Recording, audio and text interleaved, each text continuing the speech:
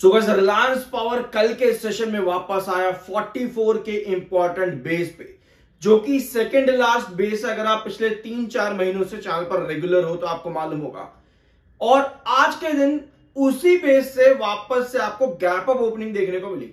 आज रिलायंस पावर में gap up opening थी, लेकिन बेनिफिट कुछ नहीं मिला, क्योंकि दिन के आखिर में जाते जाते जाते जाते जाते गिरावट ही पड़ी है।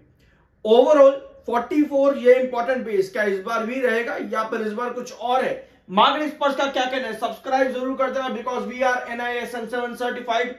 सब्सक्राइब करना तो बनता है, ठीक है। तो मार्केट एक्सपर्ट्स का जियोजीत फाइनेंशियल गौरांग शाह, जो कि वाइस प्रेसिडेंट है, सीनियर वाइस प्रेसिडेंट है जियोजीत फाइनेंशियल सर्विसेज के, इनका कहना है कि भैया जेपी पावर और रिलायंस पावर से दूर रहो। क्या कहना है यहां पर?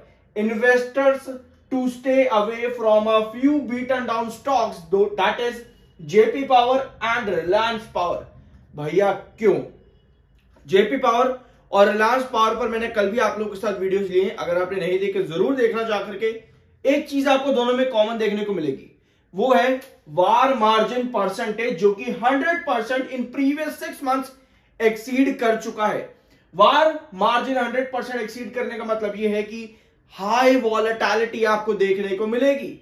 और दोनों में ही, जेपी पावर में भी और रिलायंस पावर में भी, ये जेपी पावर का देख सकते हो, जेपी पावर भी 100% वार मार्जिन एक्सीड कर चुका है, यानी हाई वॉलेटिलिटी। और दोनों में ही आपको बहुत ज्यादा वॉलेटिलिटी देखने को मिल रही है। वॉलेटिलिटी अप ट्रेंड में भी होती है, डाउन ट्रेंड में भी होती है, और ये चीज आपको दोनों में ही बेसिस से नजर आ रही है। जैसे जेपी पावर में 17.90 का बेस था, रिकवर किया, वापस से ब्रेकडाउन हो गया रिस्ट्रिक्शन लेकर के, फिर ब्रेकडाउन, फिर वापस से ब्रेकआउट दे रहा है, फिर ब्रेकडाउन हो रहा है। जे आपका रिलायंस पावर में भी 44 का बेस है, 47.50 के रिस्ट्रिक्शन तक गया, वापस आया 44 पे, फिर ब्रेकआउट देने की कोशिश, बट आज फिर से गिर गया दिन के आखिर में।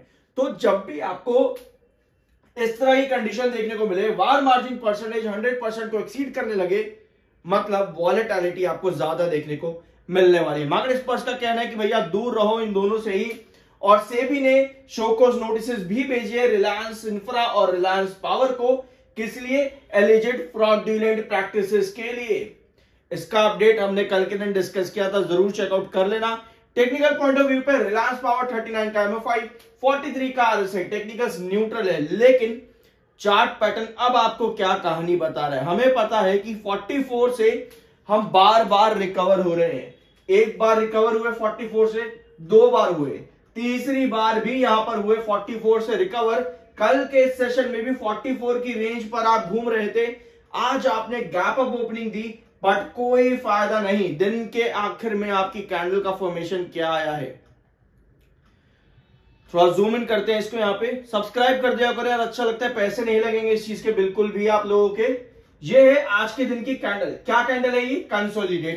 Consolidated candle. इस तरह की जब भी आपकी फॉर्म हो, तो मतलब कि अगला सेशन जो आपका है वापस से एक अच्छी ओपनिंग देने की कोशिश करेगा, लेकिन दिन के आखिर में वहां पर सेलिंग आती है, तो भैया पिछली 2 कैंडल की जो टेल आपकी होती है नीचे की, रिलायंस पावर में नीचे की टेल दोनों ही कैंडल्स की पिछले 2 सेशन की कितने पे आ रही है?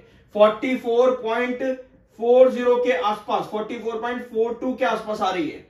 ये दोनों टेल्स आपकी, दोनों कैंडल की 44.42 के आसपास आ रही है, यानी ये आपका बेस रहेगा कल के दिन में। क्या कल हमको इस तरह की कैंडल का फॉर्मेशन देखने को मिल सकता है? अगर सेलिंग ज्यादा आती है तो 44.42 को ब्रेक डाउन क्या हम कल के दिन कर जाएंगे। और 44 इंपॉर्टेंट बेस, अभी आपने देखा यहां पर लगभग 4 बार पहले भी रिकवरी मिली है यहां से, और 44 इंपॉर्टेंट बेस भी है। साथ में अगर आप इसका लॉन्ग टर्म ट्रेजेक्टरी देखोगे, सितंबर के महीने में और अक्टूबर का फर्स्ट वीक अभी तक जैसे चला है, आपको क्या देखने को मिलता है? यहां पे एक डाउनवर्ड वेजेस पैटर्न, ठीक है। यहां पे देखो, आपको कहीं ना कहीं एक डाउनवर्ड वेजेस पैटर्न अब बनता देखने को मिल रहा है रिलायंस पावर में।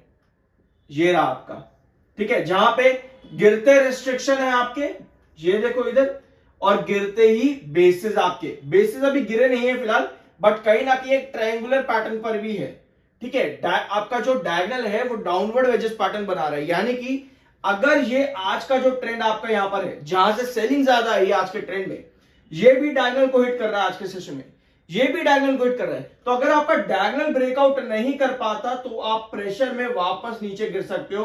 और 44 का अगर आपका बेस ब्रेकडाउन होता है तो 2024 का इंपॉर्टेंट क्रूशियल बेस 36 पे आप कहीं ना कहीं वापस आ जाते हो। ये है 36 जो आपको 2024 में कई बार देखने को मिला, और 44 भी आपको कई बार देखने को मिलता 2024 के अंदर। वही लेवल से डाउनवर्ड वेजिस पैटर्न अगर आपका कल के दिन क्रिएट होता है, ब्रेकआउट नहीं मिल पाता, ब्रेकआउट के लिए आपको जो है रिस्ट्रिक्शन ब्रेक करना पड़ेगा कितने पे, 46.34 पे। 46.34 का आपको ब्रेकआउट करना पड़ेगा, 46.34 ये लेवल आपका ब्रेकआउट करना पड़ेगा, क्योंकि अगर डायगोनल के प्रेशर में आता है यहां पे तो आपको डाउनवर्ड पैटर्न के अंदर गिरावट और देखने को मिल सकती है। ऑलरेडी काफी अच्छी खासी गिरावट पर है, बट आज दिन के आखिर में आपको थोड़े बहुत बायर भी एक्टिव होते देखने को मिले। अब ये बायर कल के दिन क्या प्रेशर बना सकते हैं डायगोनल के ऊपर, इसका मतलब ये है कंक्लूजन अगर हम यहां पर निकालें तो आने वाले 2 सेशन बहुत क्रूशियल रहेंगे। जो आपकी डायगोनल का फॉर्मेशन है वो आज दिन के आखिर में भी प्रेशर बना करके गया है, लास्ट आवर की कैंडल पर भी प्रेशर आज बना करके गया है यहां पर।